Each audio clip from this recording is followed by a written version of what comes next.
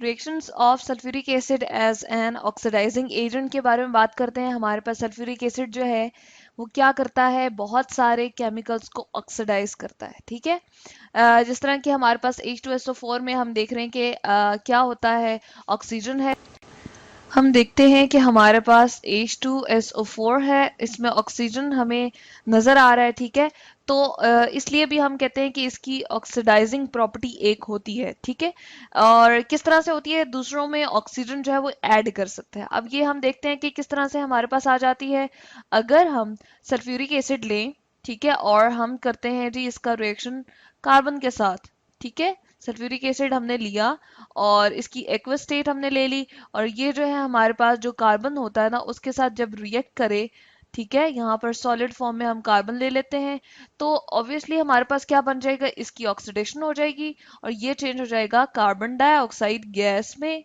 ठीक है, इस तरह से हम देख रहे हैं ना कि इसकी ऑक्सीडाइजिंग प्रॉपर्टी है, इसको ऑक्सीडाइज कर दिया है।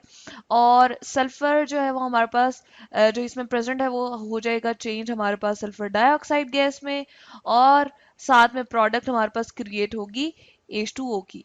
ठीक है, तो हम लिखते हैं यहाँ पर H2O।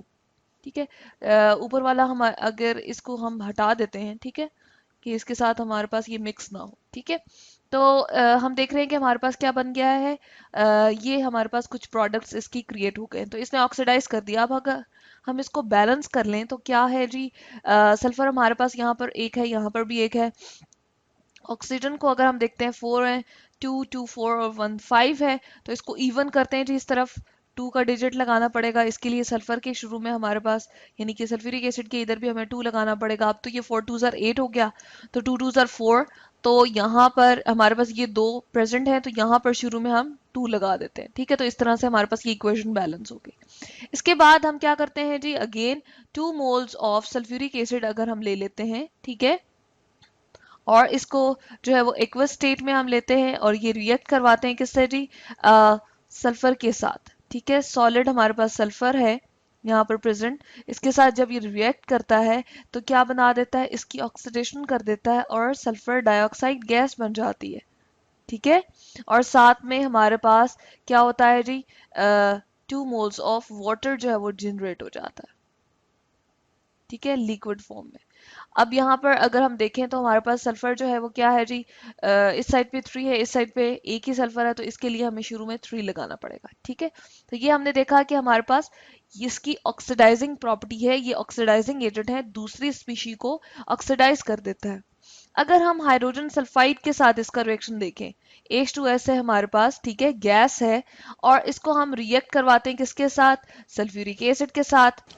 अब क्या करते हैं जी, हाइड्रोजन सल्फाइड गैस जो हमारे पास है, ठीक है, उसके साथ सल्फ्यूरिक एसिड को रिएक्ट करवाते हैं, तो हमारे पास क्या होता है जी, इस तरह से होता है कि एक तो सल्फर डाइऑक्साइड गैस बनेगी जो हमने कहा कि ऑक्सीडेशन हो जाती है। ठीक है, और ऑक्सीडाइजिंग एजेंट के तौर पे दूसरा, जो हमारे पास ये हाइड्रोजन अवेलेबल है, इनकी भी ऑक्सीडेशन हो जाती है, यानी कि इनके साथ जो है ऑक्सीजन अटैच हो जाता है और ये किस में कन्वर्ट हो जाते हैं, वाटर में। ठीक है, इस तरह से H2O, और किस फॉर्म में होगी जी, लिक्विड फॉर्म में होगी, और साथ में हमारे पास सल्फर जो है वो सॉलिड फॉर्म में अलहदा हो जाएगी। ठीक है, तो जब हम कह रहे हैं कि ये हमारे पास जो है ऑक्सीडाइजिंग एजेंट है, तो ये हमारे पास जो है वो क्या है जी, ये रिड्यूसिंग एजेंट होता है। ठीक है, ये सल्फर को हम देख रहे हैं कि हमारे पास जो है सल्फर अपनी न्यूट्रल फॉर्म में चला गया, ये वाला जो सल्फर है, ठीक है, ये अपनी न्यूट्रल फॉर्म में चला गया। तो इस तरह से हम देख रहे हैं कि इस वाले की ऑक्सीडेशन हो गई है। ठीक है, और ये चूंकि रिड्यूसिंग एजेंट है तो इसने इस वाले सल्फर की क्या कर दी है, रिडक्शन कर दी है। ठीक है, इसमें से ऑक्सीजन निकाल दी है और इलेक्ट्रॉन्स इसको जो है वो प्रोवाइड कर दी है, और इस तरह से हमारे पास ये जो है न्यूट्रल फॉर्म में आ गया। सही है, अगर देखा जाए तो सल्फर हमारे पास +6 में था यहाँ पर। ठीक है, और ये किस में चला गया, हमारे पास इलेक्ट्रॉन गेन करके 6 इलेक्ट्रॉन गेन करके हमारे पास ऑलमोस्ट ये चेंज हो गया, तो इसके लिए हमें इसको बैलेंस करना पड़ेगा। ठीक है, और किस तरह से हम बैलेंस करते हैं जी, हम देखते हैं कि हमारे पास हाइड्रोजन यहाँ पर 4 है, यहाँ पर हमारे पास क्या आ जाएगा, टू आ जाएगा।